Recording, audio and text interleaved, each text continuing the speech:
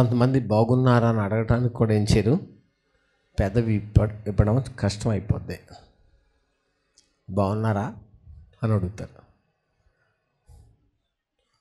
దేవుడి దయ వల్ల బాగానే ఉన్నామండి అని చెప్తాం. దేవుని కృపను బట్టి బాగానే ఉన్నామండి అని చెప్తాం. కొంతమంది బాగోపోయినా బాగానే ఉన్నామని చెప్తారు. బాగోలేదని చెప్పలేము, ఎందుకంటే ఏదో దాయాలని. కాబట్టి ఓసారి ఏదో ఫోన్ వచ్చింది, బాగున్నారు బ్రదర్ అన్నాను. బాగోలేదండి అన్నారు. ఏమైంది, ఏంటి బ్రదర్, ఏంటంటే నాకు ఒక వాల్ తేడా అయిందని వెళితే 2 వాల్స్ పోయాయి, దాని గురించి నేను స్టంట్ వేయించుకున్నాను, ప్రస్తుతం బెడ్ రెస్ట్లో ఉన్నాను అని అన్నారు. ఇప్పుడు ఆయన చెప్పింది బాగున్నట బాగలేదా? బాగలేదు. ఆయన దైవజనుడు. కాబట్టి వాక్యం వినటానికి సిద్ధంగా ఉన్న మీరు బాగున్నారా?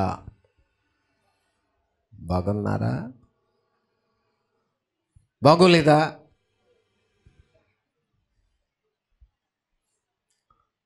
బాగుంటే చాలా మంచిది, బాగోపోతే చాలా ఇబ్బంది.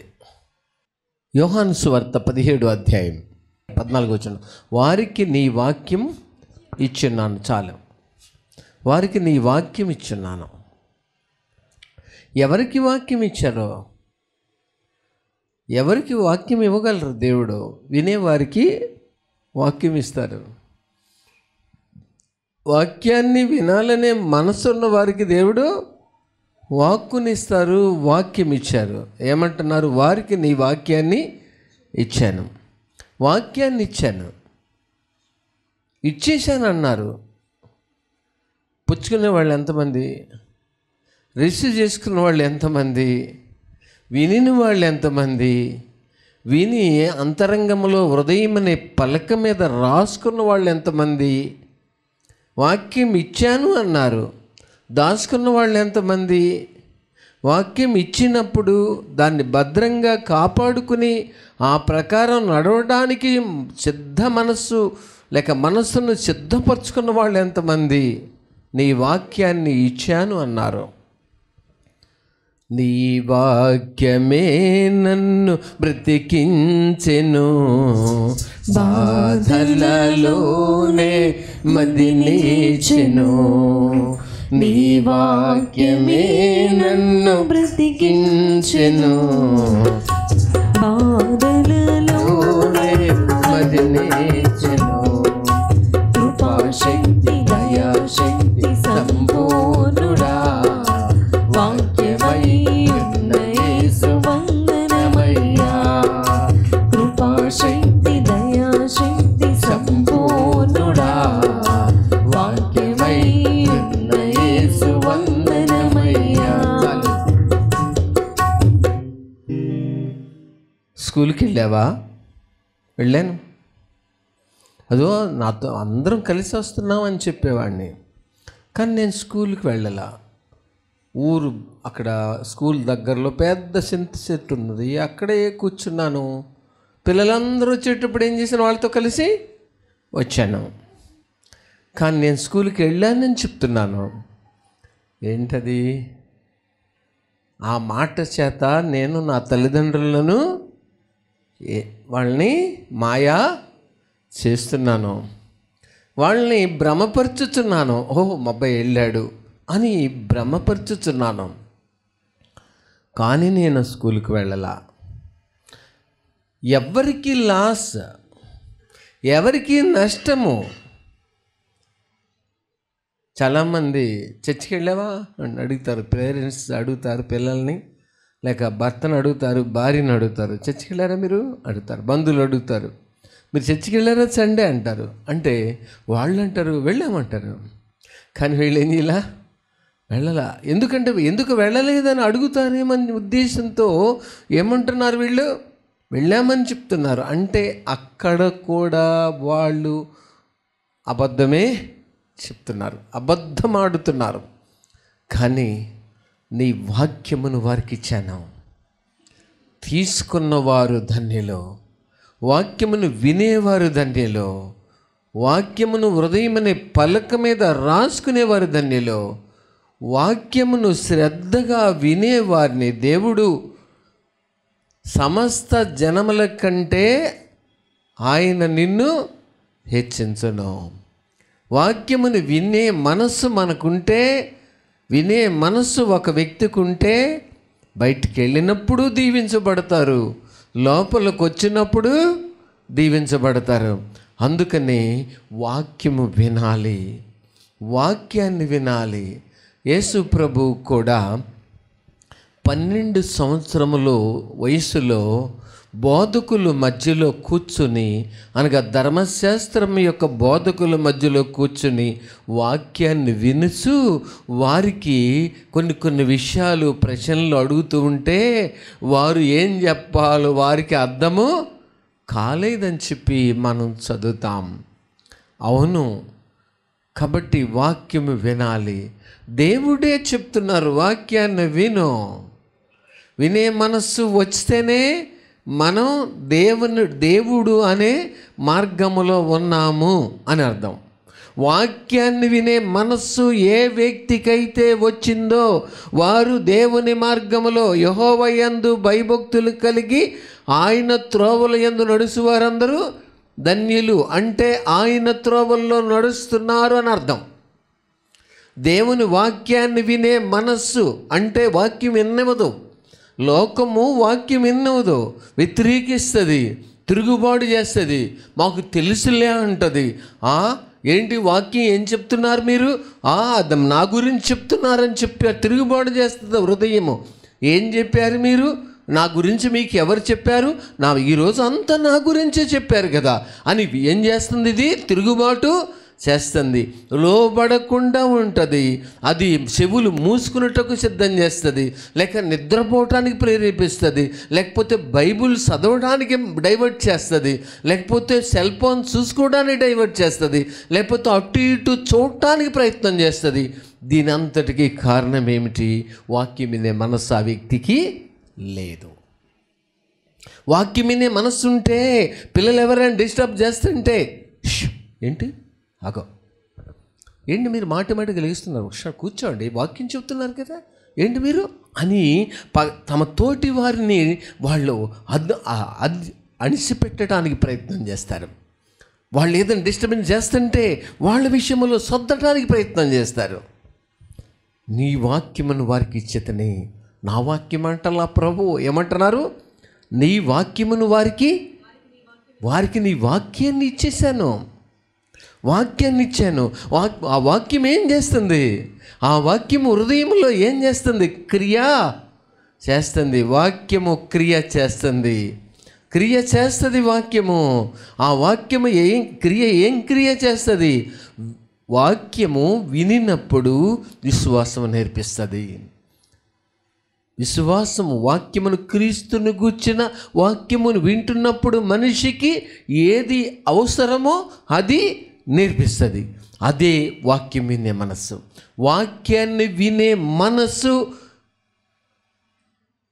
పేదవారని, ధనవంతులని, హై లెవెల్ పొజిషన్ అని, హై క్యాడర్లో ఉన్నవారు, లో క్యాడర్లో ఉన్నవారు అనే దానికి వ్యత్యాసమే లేదు. ఎందుకంటే వాక్యాన్ని వినే మనస్సు రావాలి.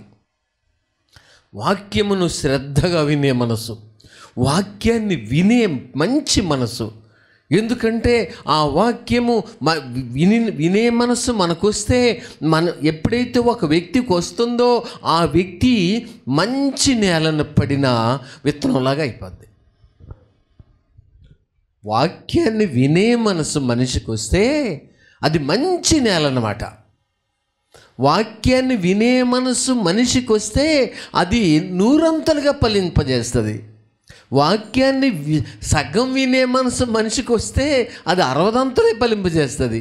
వాక్యాన్ని ఇంకా తక్కువగా వినే మనసు మనిషికి వస్తే 30 ఫలింపజేస్తుంది. చూసారా? అందుకనే వినుట మట్టుకు విందురు కానీ గ్రహింపరు అని చెప్పారు. వినడానికి మట్టుకు వింటారు కానీ గ్రహించరు. వింటారంతే, అసలు లోపలికి తీసుకోరు. ఈ ప్రజలకి ఎంత వాక్యం చెప్పినా వినరు, విన్నట్టు నటిస్తారు, కానీ లోపలికి తీసుకోరు. లోపలికి తీసుకొనకపోవడానికి కారణం ఏంటంటే అపవాది వారి హృదయం అనే తలుపుని ఏం చేశాడు? మూసివేశాడు. నువ్వు వాక్యం వినొద్దు, నీ నడవడిక వేరు, దేవుని వాక్యం యొక్క విధానము వేరు. కాబట్టి నువ్వు వాక్యం వినకూడదు. నువ్వు వాక్యం వింటే భయం వేస్తుంది, నువ్వు వాక్యం వింటే అలా నడవలేవు. ఎందుకంటే ప్రస్తుతం నీ నడవడిక వేరు, నీ ఆలోచన వేరు, నీ తలంపులు వేరు, నీ మార్గాలు వేరు, నీ ఉద్దేశాలు వేరు, దేవుని వాక్యం చెప్పేది వేరు. కాబట్టి నువ్వు వాక్యం వినకూడదు అని డోర్ వేసేస్తాడు. అందుకని యేసుప్రభు అన్నారు, చెవులు గలవాడు వినుగాక, వాక్యము వినుగాక. వాక్యాన్ని వినే మనసు, ఎట్టివారైనా వాక్యాన్ని వినే మనసు మనిషికి రావాలి, మనిషిలో నిలవాలి, మనిషిలో స్థిరపడాలి. మనిషి తుది శ్వాస విడుసు వరకు ఆ మనసు నిలిసే ఉండాలి. అది వాక్యం వినే మనసు. వాక్యం వినాలి. భక్తులు, గొప్ప గొప్ప భక్తులని మీరు వాక్యాన్ని ఇంతగా బోధిస్తున్నారు కదా, ఇంకా మీకు ఎవరు వాక్యం బోధించాల్సిన అంత అవసరత ఏముంది బ్రదర్ అని అడిగితే, నో అలా కాదు, అది అపవాది యొక్క తలంపు.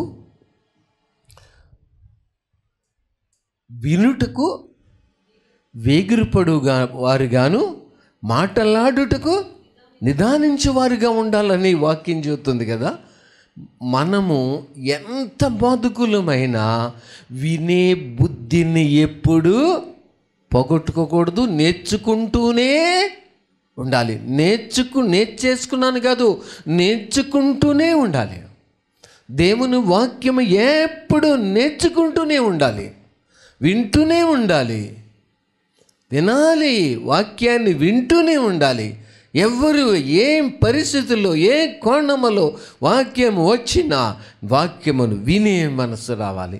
ఎప్పుడైతే వాక్యాన్ని వినే మనసు మనిషికి వస్తుందో ఆ వాక్యము ఆ వ్యక్తిని ఫలభరితమైనటువంటి వ్యక్తిగా సిద్ధము చేస్తుంది. ఆ వ్యక్తి అన్నడు చెయ్యలేని కార్యములు చేపించును వాక్యము. ఆ వ్యక్తికి నూతనమైన తలంపులనిచ్చును, నూతన ఆలోచన ఇచ్చును. వాక్యమును వినే మనసు నిలిచి ఉన్నప్పుడు వాక్యాన్ని విన్నారు. అందుకనే యెషయా గ్రంథం, యెహోవా నాకు వినుబుద్ధి 50వ వచనం, 50వ అధ్యాయం 5వ వచనం. ప్రభువు యెహోవా నా చెవికి వినుబుద్ధి పుట్టింపగా నేను ఆయన మీద తిరుగుబాటు చేయలేదు, వినకుండా నేను తొలగిపోలేదు. చూసారా, ప్రభు ఏమంటున్నారు? ప్రభువు యెహోవా నా చెవికి వినుబుద్ధి పుట్టింపగా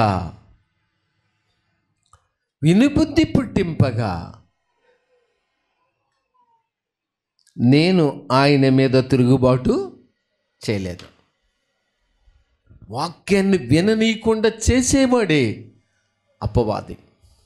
వాక్యానికి లోబడకుండా చేసేవాడే అపవాది. వాక్యం మీద తిరుగుబాటు చేయించువాడే అపవాది. వాక్యాన్ని లోనికి రానియకుండా తొలగించేవాడే అపవాది. మన హృదయం అనే భూమిని నిష్ప్రయోజనంగా మార్చువాడే అపవాది. వాక్యమనే విత్తనములు లేకుండా ఎత్తుకొని పోవాడే అపవాది. అందుకనే మనుషులు నిష్ఫలమైపోతారు. అంటే ఫలం అనేది కనబడదు. ఇక చదువు ఉన్నా, చదువు లేకపోయినా, జాబ్ ఉన్నా, జాబ్ లేకపోయినా, ఇల్లు ఉన్నా, ఇల్లు లేకపోయినా, ఆస్తి ఉన్నా లేకపోయినా, పేదవారైనా ధనవంతులైనా, ఈ లోకంలో ఏదైనా ఉన్నతమైన జాబ్ ఏదైనా ఉందంటే ఒకవేళ ఆ స్థానంలో వారు ఉన్నా వినుబుద్ధిని మాత్రమే ఏం చేసుకోకూడదు, పోగొట్టుకోకూడదు. చిన్న బిడ్డ చెప్పుచున్నా నేను వింటాను అనే మనసు, అది క్రీస్తు యేసునకు కలిగిన మనస్సు. చిన్న బిడ్డ వాక్యము బోధిస్తున్నా వినాలి, అది ఆయన మాట కాదు, అది వాక్యము, నేను వినాలి. అపవాది అంటాడు, ఏంటి ఒక చిన్న వ్యక్తి వాక్యం చెప్తూ నువ్వు వింటావా, ఏంటి నీకు తెలియదా అది అంటాడు. అపవాది చిన్న బిడ్డ కాదు, అక్కడ పెద్ద బిడ్డ కాదు, లేక సీనియర్ కాదు, లేక జూనియర్ కాదు, ఇంటర్నేషనల్ కాదు, నేషనల్ కాదు. అక్కడ కావాల్సింది ఎవరు బోధించినా జీవము గల దేవుని మాట వారి నోట ప్రవహించుచున్నప్పుడు వీని బుద్ధిని నేనేం చేసుకోలేను, పోగొట్టుకోలేను. అది నాకు కావాలి. ఈరోజున ఎంతమంది చెవుల్ని అపవాది మూసేశాడు, ఎంతమంది చెవులను అపవాది మూసేసి వాక్యాన్ని విననీయకుండా, దిద్దుకోనీయకుండా, పశ్చాత్తాపడనీయకుండా, సరి చేసుకోనీయకుండా, ఎప్పుడు వినేదేలే, ఏముందిలే, ఎందుకు వెళతావు అని చెప్పి నిరుత్సాహపరిచి మనుషులను బలహీనపరిచి వెనుకకు నడిపించాలని కోరుతున్నాడు. అందుకని ప్రభు అన్నారు, వారికి నీ వాక్యం ఇచ్చాను. ఎంతమంది తీసుకున్నారో పాపం వాక్యాన్ని, నీ వాక్యం ఇచ్చేశాను, నీ వాక్యం ఇచ్చాను. ఈ వాక్యం ఏం చేస్తుంది? మనిషిలోనికి వచ్చిన తర్వాత వాక్యం ఏం చేస్తుంది? మనిషిలోనికి వాక్యం తీసుకున్న తర్వాత ఏం చేస్తుంది? పాపులలో ప్రధానుడినైనా, దేవుడు తెలియనైన నన్ను, వాక్యం తెలియని నేను, ప్రార్థన తెలియని, సత్యము తెలియని, పరలోకం తెలియని, పరిశుద్ధ గ్రంథము తెలియని నేను దేవుని వాక్యమును విన్నాను. ఆ వాక్యము నన్నేం చేసింది? నేను ఎన్నడూ ఊహించని మార్గాలలో నన్ను ఏం చేస్తుంది? నడిపిస్తుంది. నేను ఎన్నడూ ఊహించని, ఎన్నడూ తలంచని, ఎన్నడూ ఎరుగని ఒక నీతిగల సత్య సంబంధమైన మార్గాలలో నడిపిస్తూ, దేవుడు మాట్లాడుతూ, నడిపిస్తూ, బలపరచబడటానికి వాక్యము ఏది నీతో, ఏది సత్యమో, ఏది చేయవచ్చో, ఏది చేయకూడదో నేర్పించి, బలపరిచి భూమి మీద సమమైన మార్గాల్లో నడిపించడానికి సిద్ధము చేస్తుంది. వాక్యము ఊహించని స్థానాల్లోనికి నడిపించేది వాక్యము. మనుషులను ఉజ్జీవింప చేసేది వాక్యము, మనుషులను స్వస్థపరిచేది వాక్యము, మనుషులను కదిలించేది వాక్యము, మనుషులను హృదయంలో ఉన్న బండలను బద్దలు కొట్టే సుత్తి లాంటిది వాక్యము. మనుషుల్లో ఉన్న చెత్త విస్తారముగా ఉన్నది గనుక గోడ కట్టలేమని చెప్పినప్పుడు ఆ చెత్తను కాల్చేసేది వాక్యము. ఏ చెత్త? లోకములో ఉన్న చెడ్డ ముచ్చట్లు, చెడ్డ ఆలోచనలు, చెడ్డ తలంపులు, వ్యతిరేకమైన ఆలోచన, వ్యతిరేకమైన తలంపులు, ఆటంకమైన అభ్యంతరకరమైన ఆలోచన, తలంపులు, ఇవన్నీ ఒక చెత్త. ఒక్క దెబ్బతో దేవుని వాక్యము వారి దగ్గరికి వచ్చి ఏం చేస్తుంది? ఒడిగా వచ్చి ఏం చేస్తానన్నారు? గచ్చపొదలను, దురదగొండు చెట్లను ఒకవేళ ఎక్కడుంటే యుద్ధము చేయవాని వల్ల వచ్చి వాటిని కాల్చేస్తారు దేవుడు. కాబట్టి వాక్యము వినము. ఈ మనసు యవన కాలంలో మారు మనసు పొందిన తర్వాత వాక్యం వినే మనసు వస్తుంది. మనస్సు వచ్చిన తర్వాత అది చాలా హ్యాపీ అనిపిస్తుంది. అబ్బా, ఎంత చక్కగా నేను లోకములో కొన్ని విషయాల్లో తప్పిపోకుండా, పడిపోకుండా, నాతోటి వారి వలె కాకుండా చక్కగా మంచిగా నన్ను నిలబెడుతుంది వాక్యము. పవిత్రంగా బ్రతకడానికి సిద్ధం చేస్తుంది అనిపిస్తుంది. ఈ లోపల వారి విద్యలో ప్రార్థన చేసుకునే మనసు వస్తుంది, దేవునితో నడిచే మనసు వస్తుంది. కానీ జాబు అనే దానిలో ఎంటర్ అవగానే మనుషుల్లోనికి అపవాది నెమ్మదిగా వస్తాడు. ఏంటి ఇప్పుడు? నువ్వు దేవునికి అంత లోబడాల్సిన పనేమి? నువ్వు దేవునికి దేవుని మాట అంతగా వినాల్సిన పనేమి? దేవుని సేవకుల మాట వింటావా? నువ్వు కింద బాస్పెట్లేసి కూర్చోవలసినంత నెసిటీ ఏమిటి? ఏంటి నీ స్థాయి చిన్నదా? లోపలికి ఎవరు వచ్చారు? అపవాది వచ్చేసాడు. ఇక వంగనివ్వట్లా, ఇక లోబడనివ్వట్లా, ఇక తగ్గించుకొనివ్వట్లా, ఇక ఒక మాట చెప్పినా దాన్ని తీసుకొనివ్వట్లా, దానికి తగిన విధంగా లోబడనివ్వట్లా. వ్యతిరేకమైనటువంటి మనసు వచ్చేస్తుంది, వ్యతిరేకమైన మనసు వచ్చేస్తుంది, వ్యతిరేకమైన ఆలోచన. అందుకని మొదట నీకుండిన ప్రేమను వదిలితేవని నేను నీ మీద తప్పు ఒకటి మోపవలసి ఉన్నదని చెప్పినారు. మొదట నీకుండిన ప్రేమ పోయింది, వదిలిపెట్టేశావు, ఇప్పుడు ఒట్టి వ్యక్తి అయిపోయినావు అని నేరము తప్పు ఒకటి దేవుడు మోపేస్తున్నారు. కాబట్టి నీ వాక్యమును వాళ్ళకి ఇచ్చాను. ఎంతమంది తీసుకున్నారు? వివాహం కానంతసేపు, వివాహం కానంతకాలం నాకు వివాహం అయితే బాగుండని పురుషులు, స్త్రీలు, యవనస్తురాలు చాలామంది ఎదురు చూస్తారు. వివాహం అయిన తర్వాత దేవుని యొక్క మార్గాన్ని గుర్తించడంలో వాళ్ళు ఏం చేస్తారు? వెనుక పడతారు. ఇక దేవుని మార్గంలోనికి రారు. వారిదైన సొంత మార్గంలో నడవటానికి ప్రయత్నం చేస్తారు. అందుకనే ఫ్యామిలీస్ ఏమవుతాయి? ఫెయిల్ అవుతాయి. వివాహము అయిన తర్వాత ఇరువురు కలిసి క్రీస్తు మార్గములు నడిచినప్పుడు నీ లోగిట నీ భార్య ఫలించు ద్రాక్షవల్లి వలె ఉండను, నీ పిల్లలు నీ భోజన బల్ల చుట్టూ ఒలివ మొక్కల్లాగా ఉంటారు. లేఖనము చెప్పించారు, ప్రభువారు ఉంచారు మన కోసం. క్రీస్తు మార్గములో నడవాలి. ఇంకా వాళ్ళిద్దరూ దేవుణ్ణి గణపరిచే స్థానంలో వాళ్ళు ఉండాలి. కాబట్టి వారికి నీ వాక్యం ఇచ్చా. ఏం చేసినారు వీళ్ళు? వాక్యాన్ని విన్నారా? వినలా. వాక్యాన్ని వినే మనసు లేదు వాళ్ళకి. అపవాది వాళ్ళ తలుపును మూసేశాడు. ఇక క్వశ్చన్ చేసే మనసు వచ్చేస్తుంది. సేవకుల దగ్గరికి వచ్చి కూడా ధైర్యంగా క్వశ్చన్ చేసే మనసు పెట్టేశాడు వాళ్ళలో. లేక ఇంకా కొంతమందిని క్వశ్చన్ చేసి, ఏంటి వాళ్ళు ఏం చేస్తున్నారు, లేక వీళ్ళు ఏం చేస్తున్నారు ఏంటంటే, అలా చేయడం ఏంటి, ఇలా చేయడం ఏంటండి, క్వశ్చన్ చేయడం, వాళ్ళు వెంటనే తీర్పు తీర్చడానికి. ఎందుకంటే ఇక దేవుని భయము వాళ్ళ రక్తములో లేదు. క్వశ్చన్ చేసే మనసు వచ్చేసింది. క్వశ్చన్ చేస్తున్నారు, తీర్పు తీరుస్తున్నారు. అలా చేయడం ఏమిటి, ఇలా చేయడం ఏమిటి, తీర్చొచ్చి మనసు వచ్చేసింది.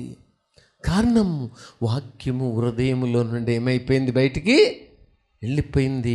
ఇరగొట్టి నలగొట్టి సరిచేసి ఎత్తు పల్లములను సరిచేసే వాక్యము ఆ వ్యక్తి హృదయములో నిలిచే అవకాశము లేనందున జరుగుతున్నటువంటి చర్య ఇది. చాలా ఫ్యామిలీస్ మనం చూస్తాం. వాక్యాన్ని చిన్న చూపు చూసిన వాళ్ళ లైఫ్ 30 మిగిలిపోయారు. వాక్యాన్ని కొంచెం బెస్ట్గా ఎంచుకున్న వాళ్ళు 60 మిగిలిపోయారు. కానీ వాక్యాన్ని శ్రద్ధగా వినేవారు ఎలా సిద్ధపరచబడ్డారు? 100 వాళ్ళ స్థితి వాళ్ళని నిలబెడుతుంది. అందుకని వాక్యమును శ్రద్ధగా వినే మనసు ఎప్పుడు వినుబుద్ధి యెహోవా నాకు పుట్టింపగా నేను ఆయన మీద తిరుగుబాటు చేయలేదు. ఎవరైతే వాక్యమును వింటారో వారు ధన్యులు. వాక్యమును వినే మనసు రావాలి. ఏ టైంలోనైనా, బుధవారమైనా, శనివారమైనా, ఆదివారమైనా, ఎప్పుడైనా వాక్యమును వినే మనసు మనిషిలో కోల్పోతే అప్పుడే అపవాది మనుషుల యొక్క తలుపులు మూసి గట్టిగా పెట్టేశాడు. అపవాదిని ఎదిరించాలంటే డాలు ఎంతో అవసరం. విశ్వాసమనే డాలు, వాక్యమనే ఖడ్గము, సర్వాంగ కవచము, సమాధానమని జోడు మాకెంతో అవసరం. దానిని పొందుటకు, దుష్టుని ఎదిరించుటకు మాకు శక్తిని, బలమును దయచేయమని, బలముగా ప్రార్థించుటకు సహాయం చేయమని మీ చేతులకు అప్పగించుకుంటూ యేసు నామమున అడుగుతున్నాము తండ్రి, ఆమేన్. తండ్రి ప్రేమయు, కుమారుని యొక్క కృపయు, పరిశుద్ధాత్మని యొక్క అన్యోన్య సహవాసము ఈ మేరకు తోడి నడిపించుకొనును గాక. ఆమేన్. మీ అందరికీ